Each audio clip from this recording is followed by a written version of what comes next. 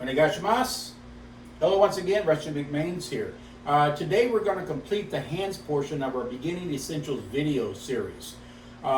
We've already in our previous videos gone to much of the why, hows, and what of our program, but it's always important to reinvigorate two main ideas in our training. One is a preventive training, always making sure that we're trying to engineer common issues, common mistakes that our students will make. And I find a lot of these common problems even exist in more experienced practitioners. So it's not just the beginners, it's something that we as advanced belts, I had to go back and relearn it. And so that I've always put it in there to always have that reminder, how do I check it to make sure that it's right?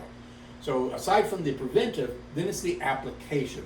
How do we take and take any part of that motion and apply it in a real-time meaning, whether it's using it as a weapon or it has some form of intent. And then of course, we want to look at the light, what does it do for me?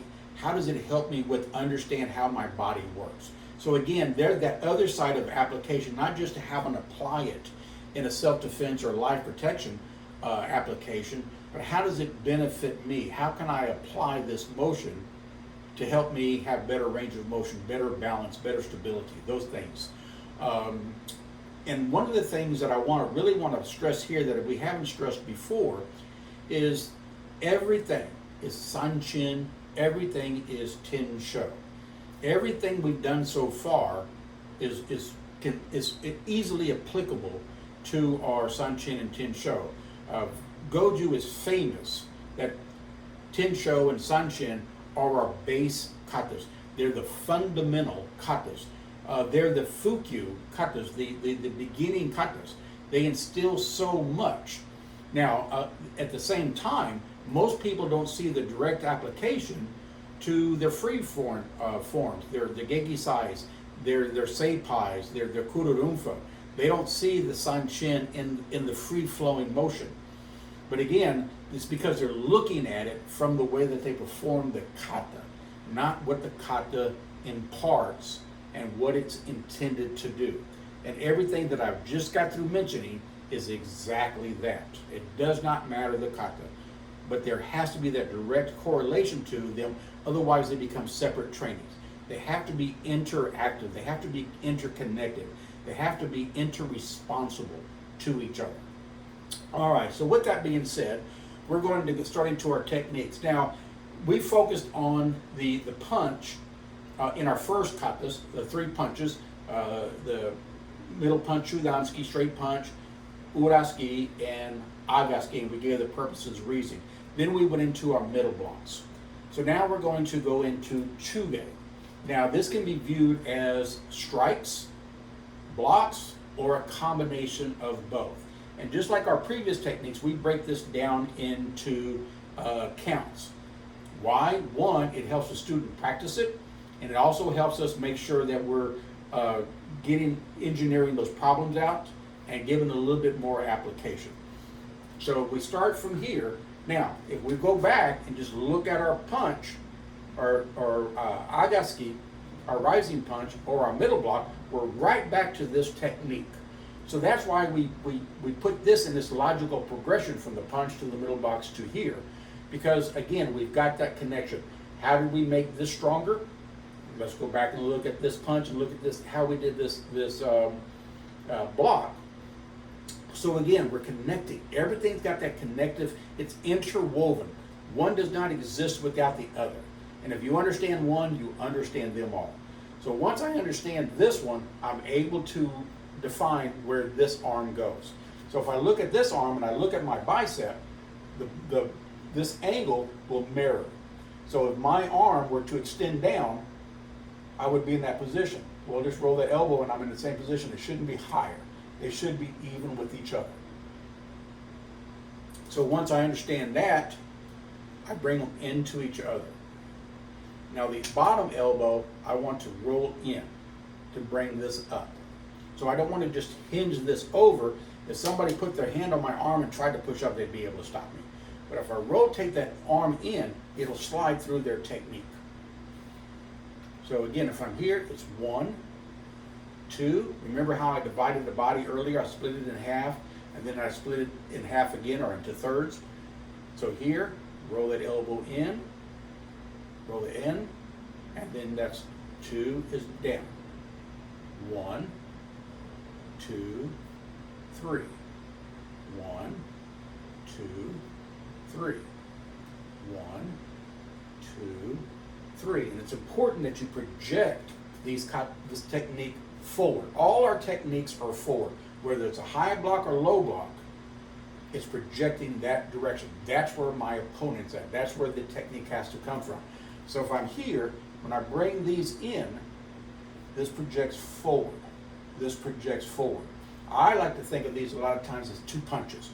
Similar to what we did in Geiki Sada Ichi, where we had 2 punches. So from here, 2 punches. But I can't do it from here because they're in the way. So what do I have to do first? I have to clear that path to allow that. So the technique, these hands do not move exactly at the same time. If this one doesn't get out of the way first, this one can't come in play.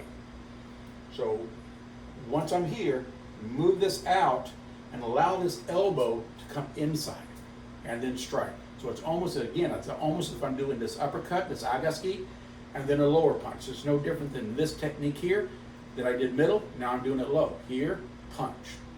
Here, punch. Here, punch. Here, punch. And again, what I don't want to see this elbow coming out. I want to maintain this elbow inside as much as possible. Boom. Now, again, this could be a block and then a punch.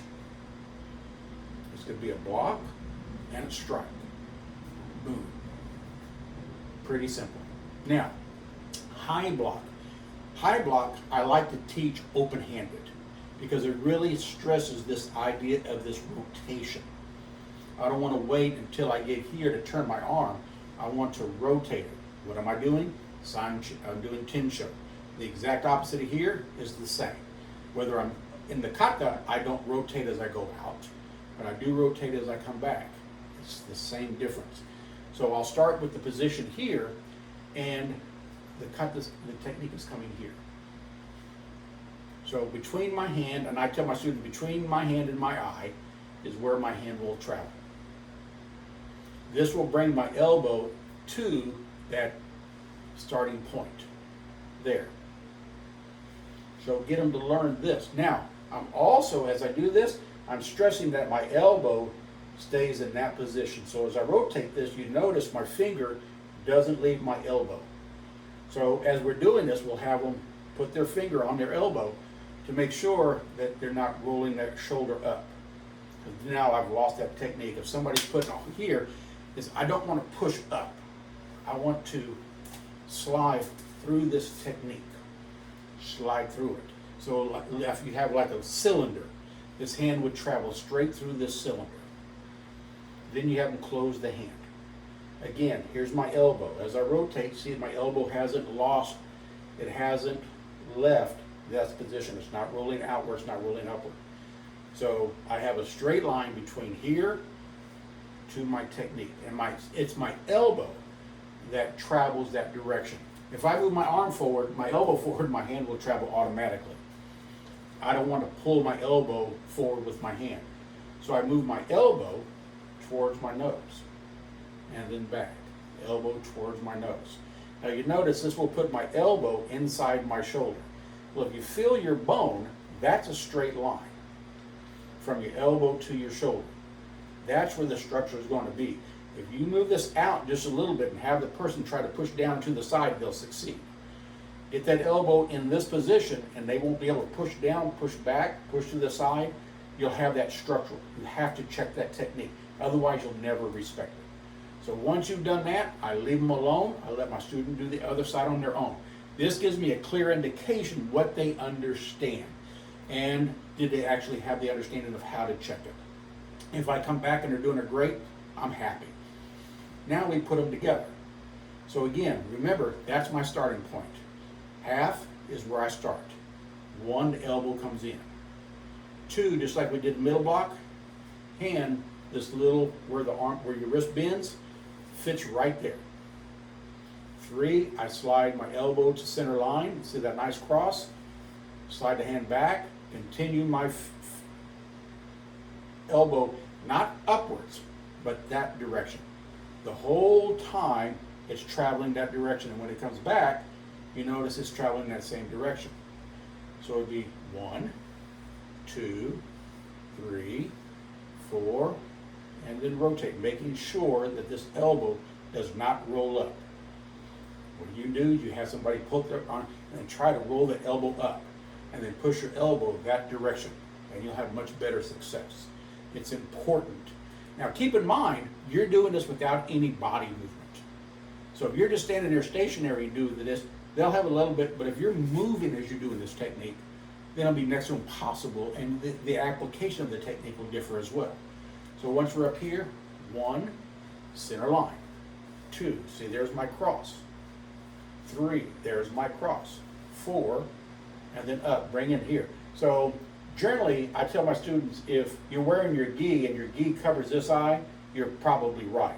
If you can see, I've lost the structure of that arm. Again, remember, I'm going this direction, not straight up. The rotation of the shoulder, just because of the form, will put it in that position. If I try to raise it up, I'm using the wrong shoulders. This is just the same thing as a punch. This is a chest maneuver. 1, you just drop it. 2, 3, 4, up. There's my elbow, where it's supposed to be. 1, elbows in the same place. 2, 3, 4, 5. Now, once you understand it that way, if you have the opportunity to, again, watch in the mirror or videotape, which a lot of my students right now, because of they're doing all their testing on Zoom, they're having to send me videos, and I have to see their kata be done forward and from the side. So this gives me an indication where they understand where they're actually, their placement of their technique. So we want to make sure that they're applying it properly. Just like there's a mechanical structure here, there's a mechanical structure here. So if I'm here, when I do this technique, you notice from my shoulder to my hand is a straight line. If you look at this part here, it'd be no different than if I was doing a middle punch. Here, or a low punch. None of this has changed. So if you look at my wrist to my elbow, here's the bone, that's a straight line. If I do this, where this looks straight, here's my wrist, here's my elbow, the hand's behind it, I've lost the structure of the arm. I can't press forward. Think of Sanchin, the press. That's the technique. Remember, it's traveling upward, but my opponent's here. This is traveling towards that person. I'd have the same technique if I did it here, same formation. So here, you look, it's more straight, here it's angled. So you see the inside straight, that's incorrect. How do you check it? Have a person push. Place the arm outward a little bit, have them push or pull, and you're gonna feel the difference in the structure. That's important if you're using this as a grab, or somebody's pushing against your hand. If that hand's inside, you're gonna lose that technique. You're gonna lose your fight. So think of a wall. Remember that box. The box that we used here, boxes are 4 sides, most. Well, top and bottom, but 4 sides. So we have this, and then we have here. And this is gonna travel, you notice, in that nice, once my arm's here, my body's at the framework here. So it's gonna be 1, 2, 3, 4, and then there. 1, 2, 3, 4, 5. So again, somebody's come over here and grab, I pull down. Boom, I use this. One of the additional things I do when I practice my kata is I do in arm banging. So I don't have a partner. I'm at home. How do I practice as if I'm really using it? Somebody's punching it and I'm using it to strike an arm. So as this hand comes down, I think of this as being my attacker's hand. So as this comes up, this is striking down. So I'm getting used to this striking motion. What does it take to actually power through that my opponent's arm? At the same time, this is my opponent's arm. coming down and I'm using this hand as my arm for the strike. So each time as it comes down, I'm thinking of hitting. Boom, stopping that arm. Stopping that arm. I do the same thing, middle block. Hit. Boom, hit. Low block, same deal. So you have another application that you can practice your techniques that gives it another sense of realism. Because when it comes time, it's like punching in the air. Until you hit a heavy bag, you hit a person, you have no idea what power means or if there's any there at all. So now we've done high block. Low block's a little bit different animal. It's, even though all our techniques are circular, this one is it's sort of exaggerated in circle. Way back in the years when I first began to look at Chinese and Okinawan martial arts compared to my Taekwondo background, there was a big emphasis on what's the difference between the Chinese martial arts and the Japanese, Korean martial arts. And one was more circular, one is linear. Well, it's impossible to have any linear motion of the body because it's bends and arcs. So every motion is, even though it may travel in a linear direction, this part of my arm swings. So even this, that's about 3 or 4 bends right there. Just to make a fist, that's nothing, bends and arcs. So that's a circular motion. So all our techniques have to travel in some form of a circular motion. And the intent and understanding of that linear motion has to be there. It's no different if I had a straight stick and I swung it. The stick is straight, but it travels in that circular motion, unless it's a thrust. So again, with this technique, if we start from our position, the first thing I do is this hand. So I tell my students, this hand's the blocking hand. Somebody's coming in to hit me or kick me, and I'm going to block it. So the first thing I do is the upper part of my arm, I move it. Don't move this because that's a bend. Somebody holds your arm and you try to bend it up and you'll fail.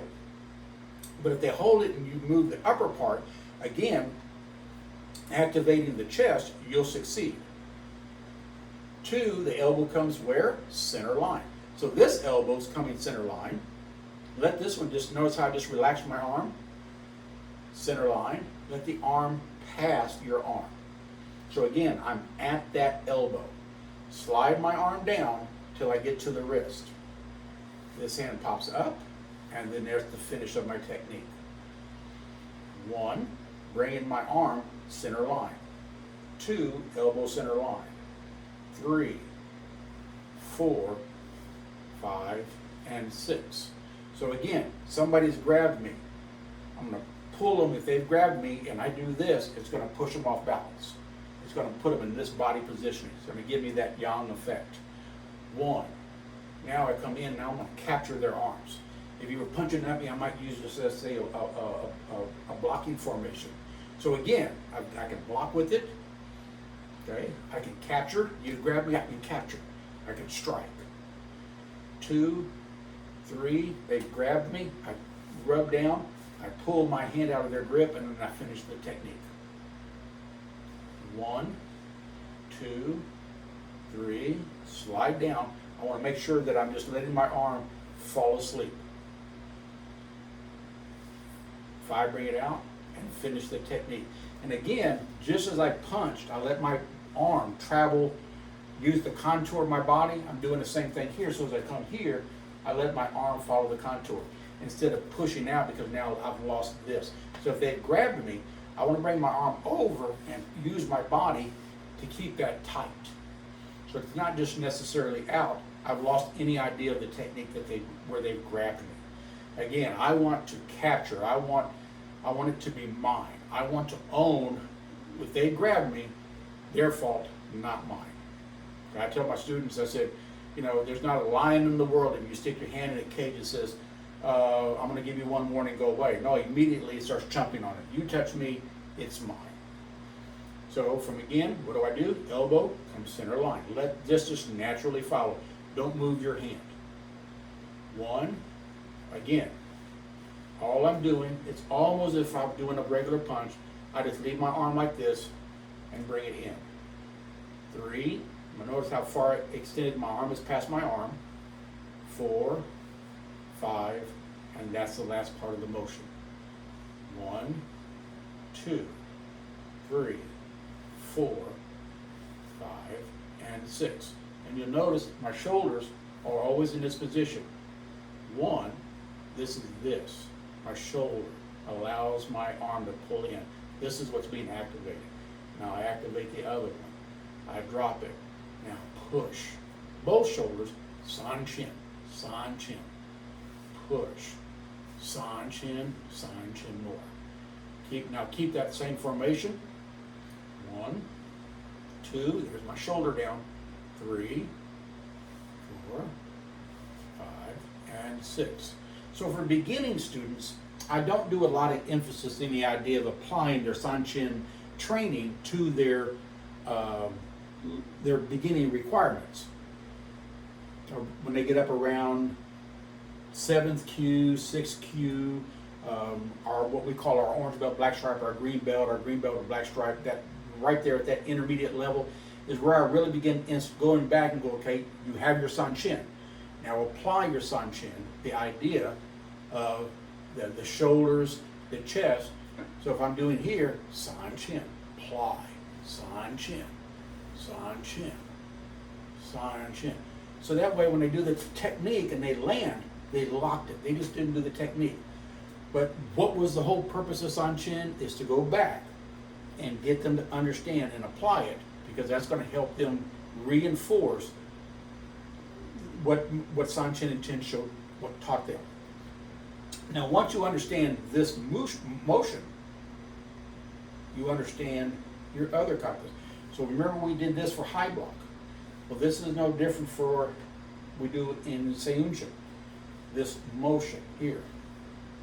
Now, even when I do this, I don't raise my elbow, it's forward. This is what I'm pushing.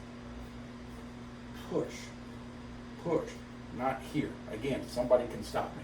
So I always make sure, so if I do here, so this motion out of Seiyunchin is basically a low block and a rising block. And back. In shoulders, boom. Chest caves in, and then back. I don't have to really do this much motion. A little with the arms, but you're learning to use this. Again, I'll go back doing Sanchin. We'll go back and we'll focus. Back, back for the pull.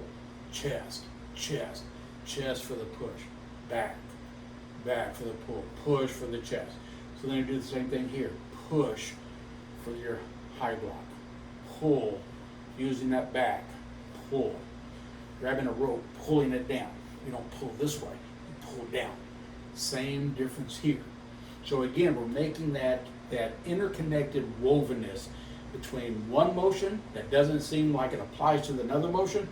Forward and back is the same motion where it's going this way or this way. So again, we just don't want to teach a bunch of motions. You know, here you got to do this technique for this belt level. Do this one for this belt level. No, everything has to have a training purpose. Less in the beginnings, but it has to be there. There has to be some indication of why you're doing this beyond, why would I do this? Well, you practice your techniques the way I'm indicating, and within about 15, 20 minutes, you're going, man, my muscles are sore, I'm starting to sweat. You're actually getting a workout other than just doing some empty motions.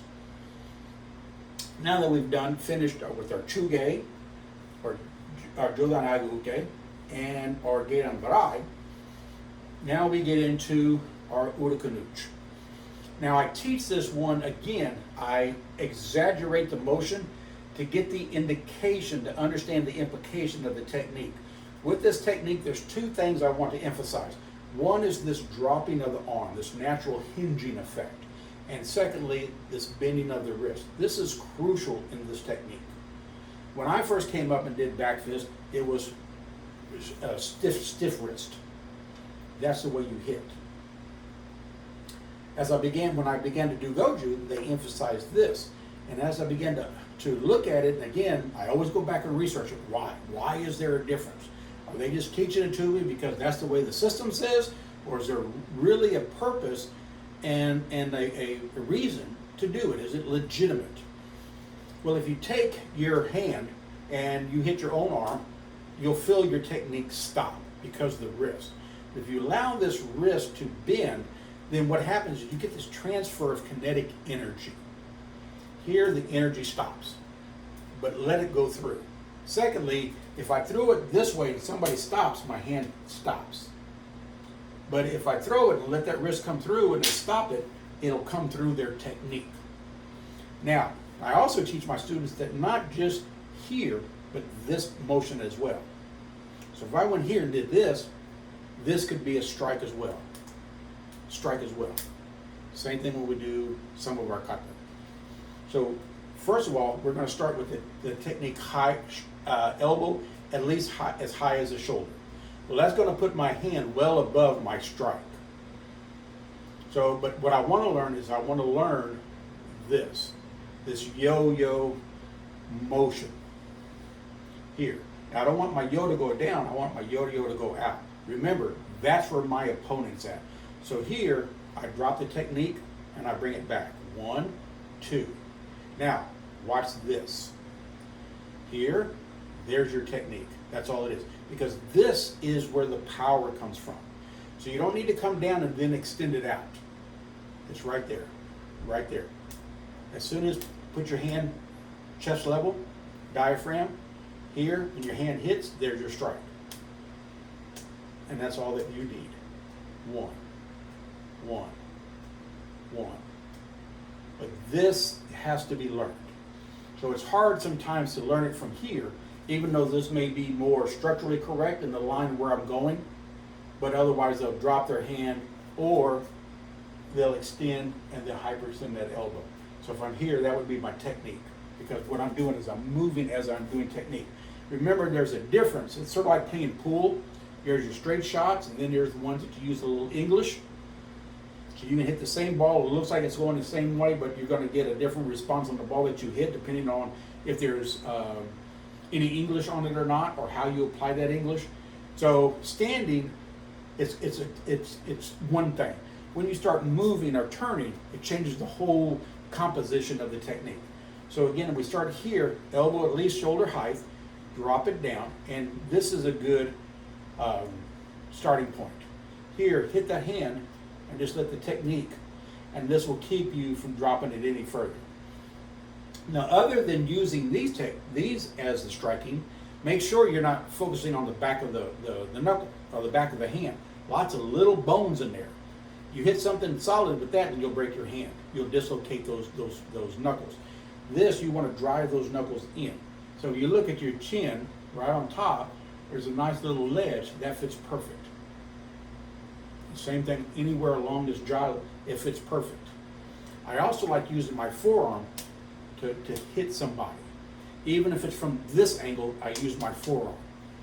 And this, again, this bending of the wrist, the snapping of the wrist, is what gives that technique the kinetic force that drives that technique in. So we started from here, we'll drop it, 1, 2, 3, 4. Then of course you can do it from here to the side, and what am I going to do?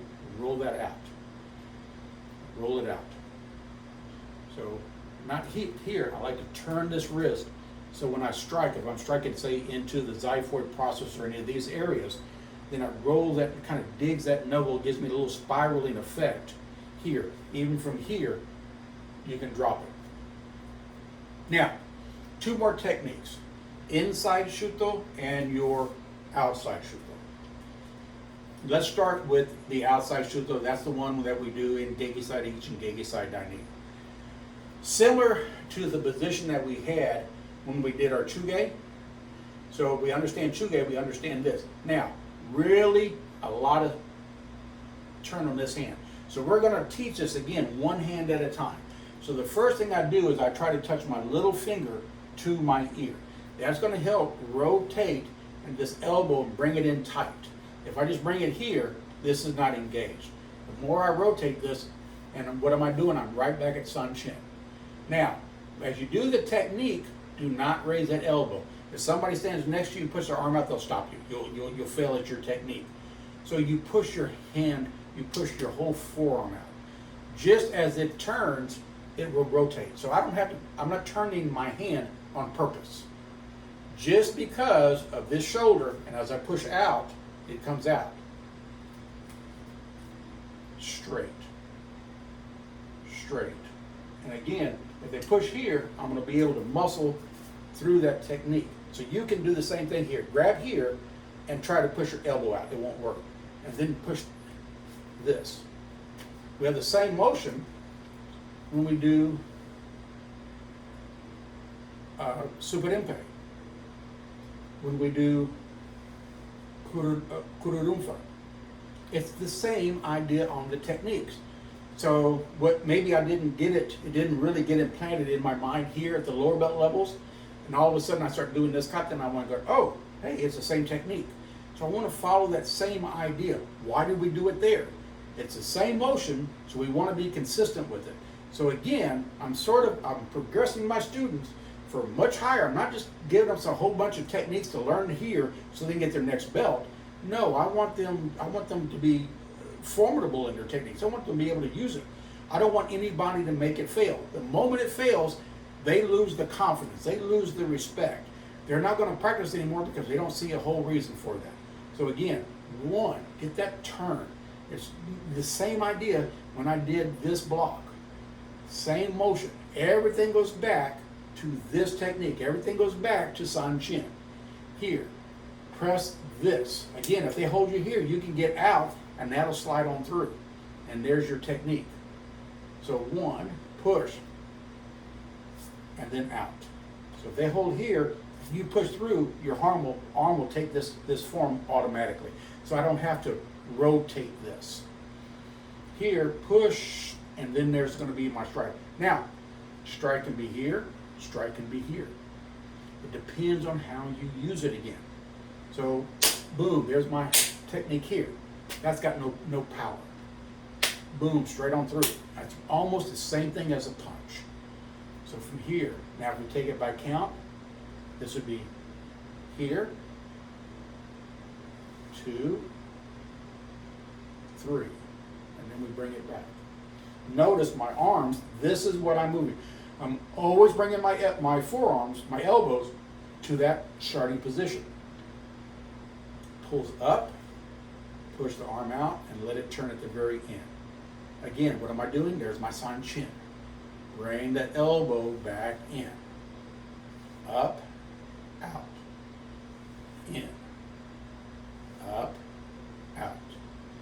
In. Again, if somebody's punching at me, there's my block. There's my capture of their strike on their arm. 1, 2. I like to think I have a rope tied to my wrist, and I'm pulling my wrist out. And I'm pulling my elbow out. If my elbow goes out, you see my elbow goes in travel. Here, look where my elbow's at. See that nice straight line? There. And then you just repeat it on the other side. Again, get this twist. Get that twist. So get them, if they're not getting it, have them go back and do this and place it. This is how you go back. If they're failing someplace else, go back and figure it out. You've already got it there. But they've lost that connection.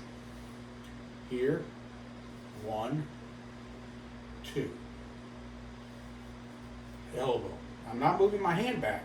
Grab my hand and you can keep me. But if I do this, you can't, and you've grabbed me, and I'm going to put you in that position, I'm going to succeed again. So whether you grab here and I do this, or I'm here and I do this, it's the same. What am I working? So again, elbow in. Pull up, push hand out. Elbow, bringing my elbows together. 1, 2. Now inside, like the UchinaaDiKan, we're going to exaggerate the movement to get them to understand this. I don't want this technique to travel this way. I want the technique to travel forward and then back. So it's almost like I'm going to hit you out here and then pull the technique back.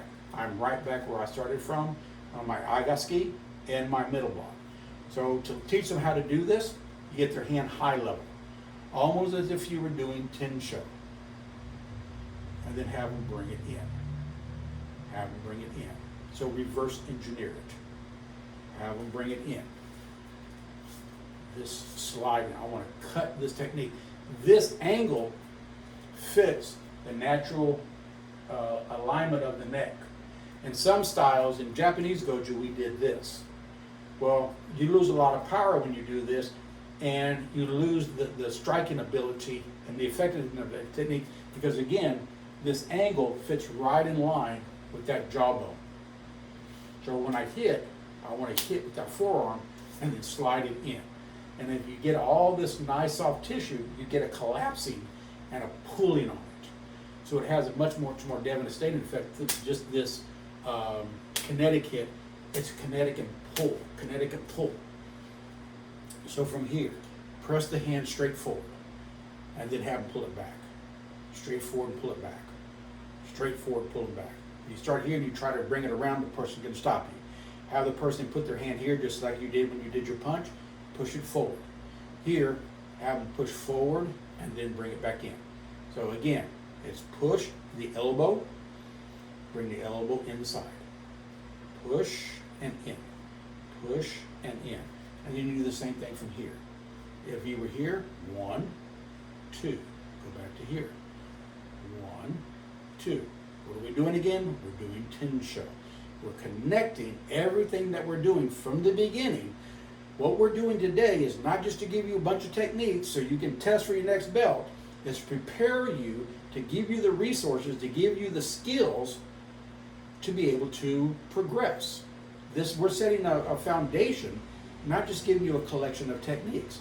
So from here, 1, 2, 1, 2, 1, 2. Oh, look, Tensho.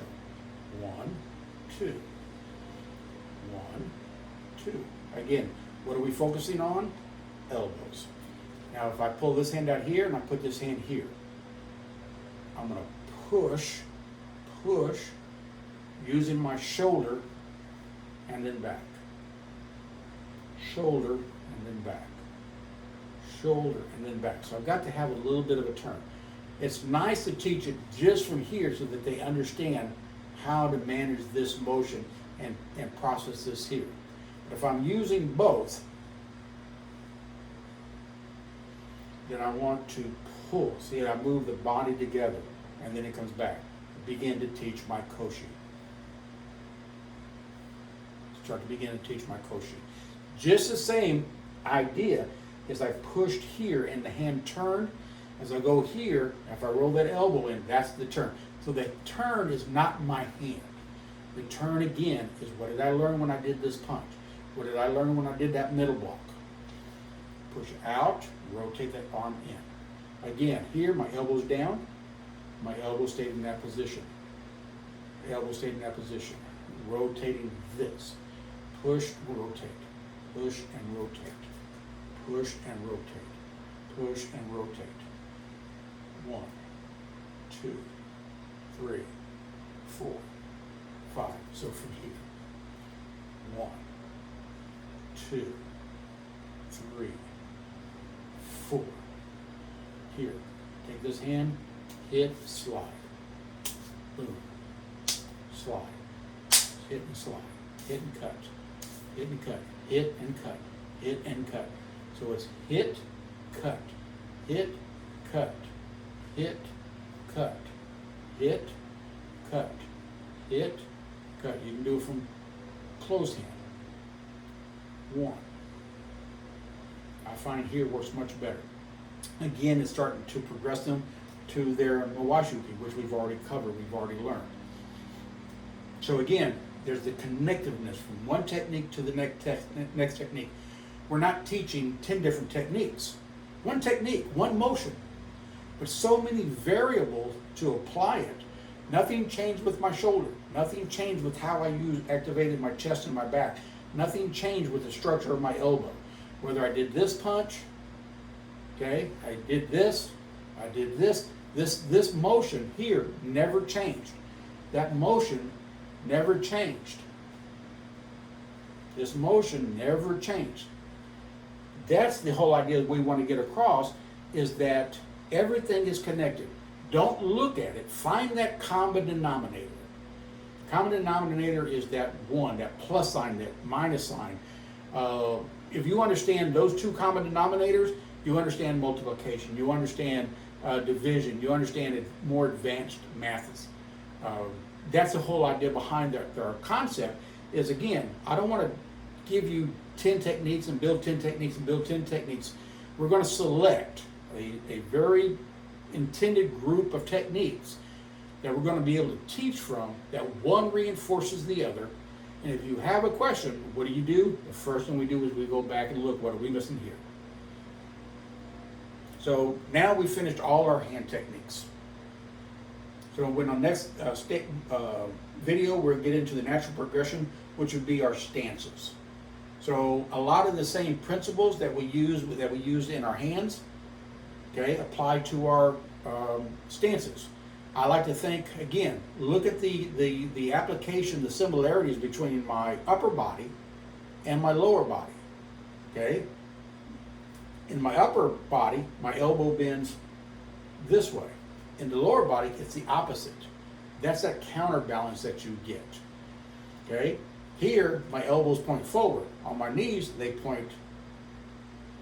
my elbows point backwards, my knees point forward. So how they bend are exactly the same. How my hip joint works is the same as my shoulder. So instead of having pecs and lats and rhomboids, okay, I have iliopsoas group. I have my abdominals. I've got my lumbar. I've got my glutes. So I have to understand how they roll in and roll out, especially when you begin to work on higher trainings of Sanchin Dachi, whether you're applying it to Tensho or Sanchin.